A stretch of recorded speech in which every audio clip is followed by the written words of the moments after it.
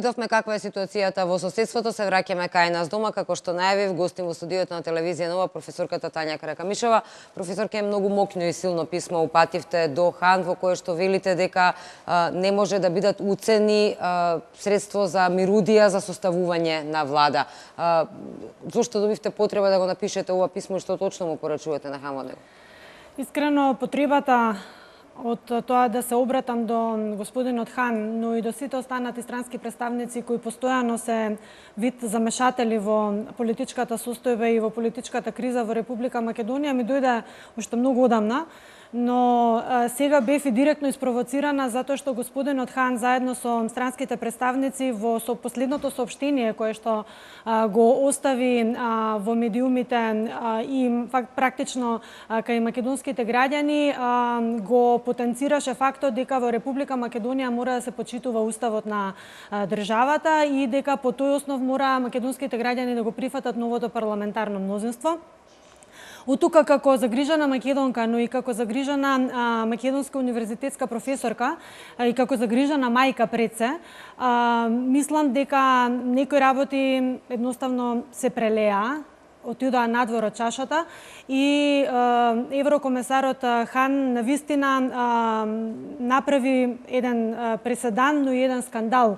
Доаѓајќи во Република Македонија наводно за да помогне да се разреши политичкава криза или проблеми кои што настанаа постизборно, тој практично не само што не ја разреши дилемава која што постои сега околу формирањето на институциите, туку дополнително внесе големи проблеми и голем сомнеш, би рекла, кај македонските граѓани дали Европската Унија сака да помогне или сака да ја одмогне на Република Македонија, затоа што доколку сакаше навистина да помогне, требаше да се сретне со представниците на граѓанската иницијатива, бидејќи тие навистина имаат што да му кажат на господинот Хан, а исто така треба да се сретне очигледно и со универзитетски професори и професори по уставно право да му ја дадат целата вистина околу уставот, околу тоа што е напишано во уставот и околу тоа што е уставно во Република Македонија, бидејќи очигледно дека бриферите кои што му даваат одредени делумни информации не го информираат докрај господинот Хан.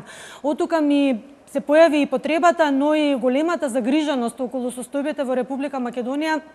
Мислам дека и останатите професори, академици, луѓе кои што се треба да бидат сериозно загрижени за состојбата, треба да го следат овој чекор или овој пат, затоа што Република Македонија веќе нема нема што да изгуби. Ова навистина е надпартиска состојба во која што веќе не ги гледам двете политички партии, па ако сакате и албанските политички партии како главен фактор на македонската политичка сцена. Тука имаме странско замешателство во Република Македонија како главен политички фактор, во кој што сите останати сме ставени пред свршен чин, сите останати граѓани, но и македонски политички партии заедно со албанските сме ставени во еден поширок плански, би рекла, наменски план или наменска стратегија и сценарио со цел да Македонија биде клекната на колена и да со неа може да се прави што сака, односно како што замислил странскиот сценарист.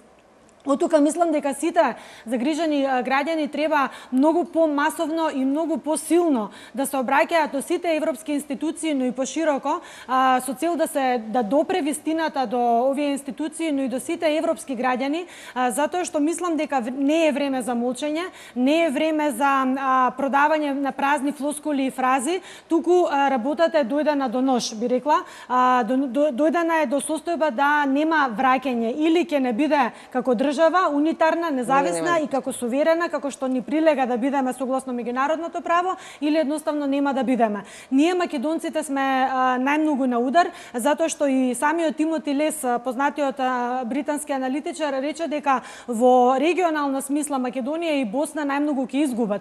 Тој во една неодамнешна изјава рече дека македонците, бидејќи се најмногу и најемотивно врзани за сопствената држава и немаат каде да одат, тие најмногу ќе изгубат.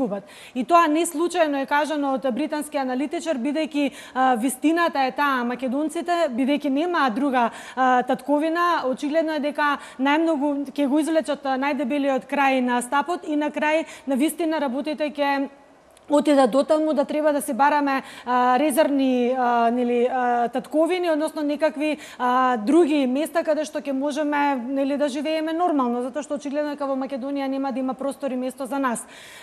Исто така, она што би сакала да го потенцираме дека европските представници треба веќе конечно да застанат со двојните стандарди, со примената на двојните стандарди во Македонија, бидејќи во Македонија македонскиот устав е тој кој што е со највисока правно значење, но едновремено и меѓународното право е тоа кое што се применува, затоа што во темелните вредности на уставниот поредок на Република Македонија е кажано или напишано дека општо прифатените норми на меѓународното право се задолжителни за сите во Македонија, за сите институции, за сите граѓани, но и за странците кои доаѓаат во Република Македонија. Оттаму господинот Хан треба да знае, затоа што бил министер за правда и точно знае кои се тие меѓународни стандарди и правила кои што се дел од меѓународното право, но ги знае и одредбите, претпоставуваме, на македонскиот устав, дека оваа тиранска платформа која што ни се дава како постизборен план за составување на некаква нова влада и за рекомпонирање на парламентарното мнозинство во државата е спротивно на уставот, затоа што е спротивна на меѓународното право. Што го велат сите експерти, и македонски, но и од Балканот и странски. Така, значи апсолутно е неприфатливо институции да се креираат врз база на документи кои што се спротивни на меѓународното право и спротивни на уставот на Република Македонија. Европската унија и Хан не ја осудија платформата за Така, токму тоа беше и создаде најголем револт кај македонските граѓани, бидејќи тие двојни стандарди испливаа на површина. Никаде во ниту една земја не можете да видите странски документ да биде основа за креирање на внатрешна политика во ниту една земја. Еве чисто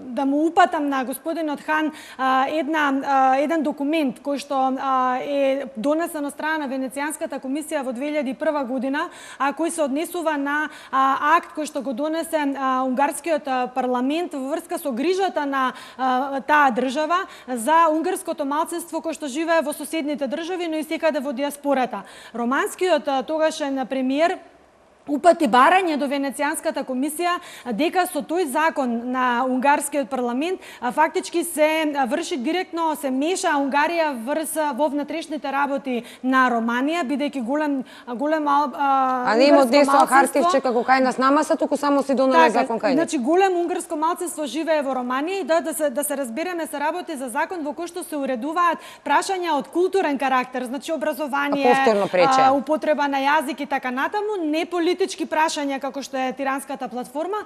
Венецијанската комисија зазеде став дека ниту една држава не сме да, без разлика дали се работи за заштита на незино малцинство или за некоја друга состојба, не сме да ги повредува меѓународните правила и правилата на меѓународното право и да директно се меша во внатрешните работи.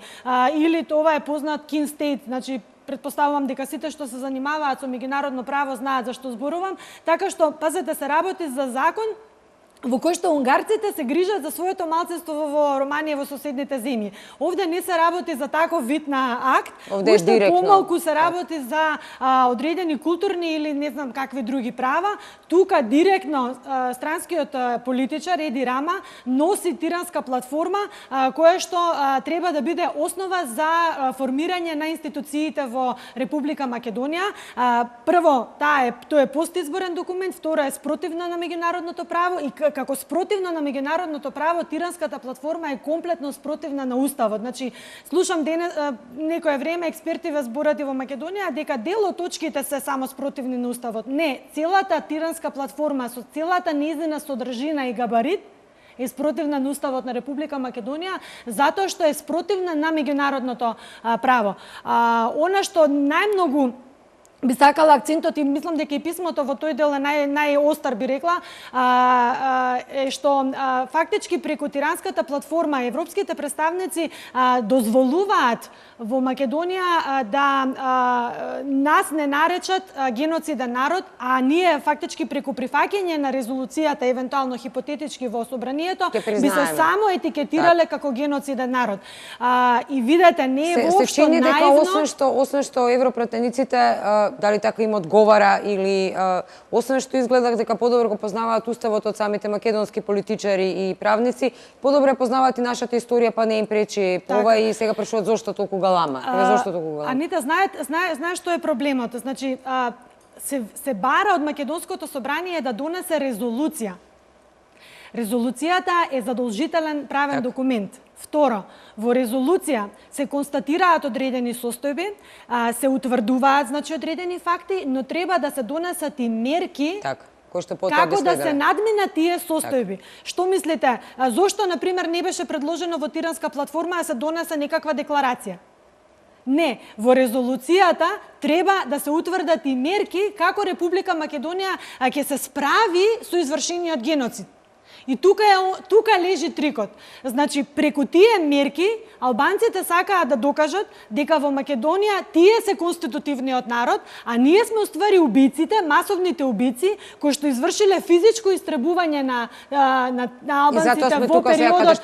Дури еве, јас слушам нели историчарите велат во тој период Македонија немала држава. Еве да ги земеме и 16 години од 45-та 44-та, 45-та до 56-та, тие кои што ги бараат нели да го осудиме геноцидот. Тогаш Македонија била Народна република Македонија во состав на Федеративна Народна република Југославија, што значи дека имала одреден државотворен капацитет, така имала свој власти, свој политики, како немала свои институции.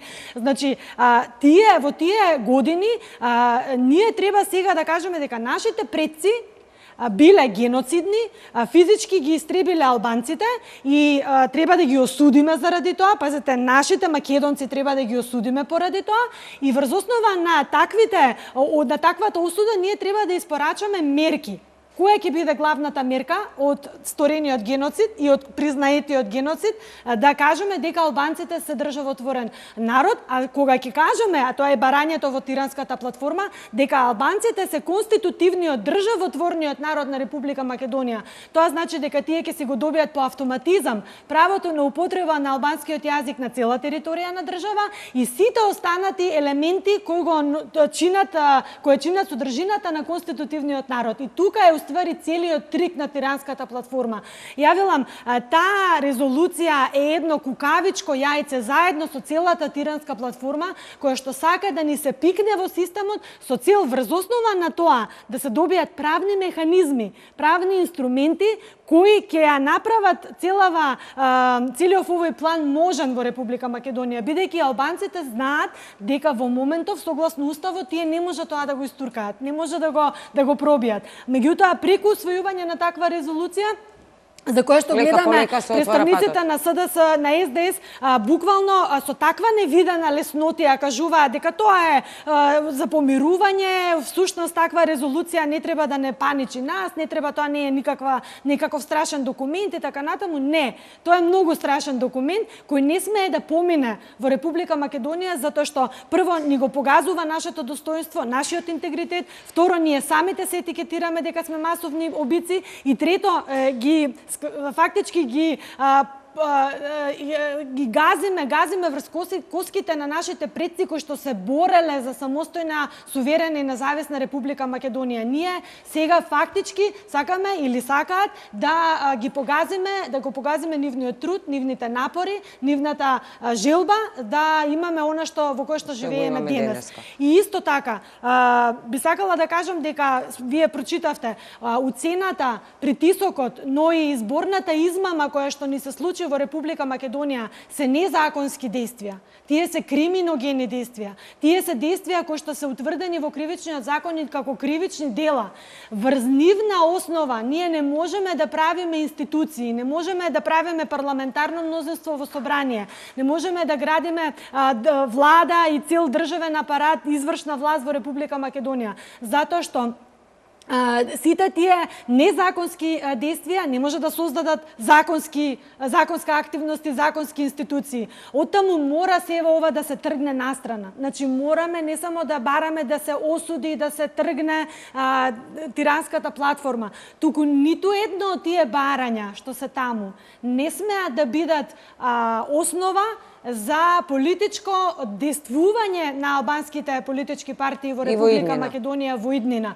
Ако сакаат да си бараат политички или одредени барања, нека си ги преформулираат своите барања на вистински начин, така како што нема да не повредува нас, нека си излезат на избори па да видиме колку од сите тие барања ќе може да пројдат кај албанскиот народ, но исто така колку ќе може да пројдат и кај коалиционите партнери кои што мора да бидат составен елемент на идната влада. Би сакала да ми прокоментирате, Тодор Петров вчера имаше една изјава во која што предупредува дека дури да се случи Зоран Заев сега да каже дека се откажува од албанската платформа за да го добие мандатот, дека ниту тоа не треба да биде да го смири македонскиот народ, затоа што доколку се направи оваа влада, тие во секој момент би можеле повторно да ги извадат оваа платформа затоа што ќе ги имаат власта во рацете.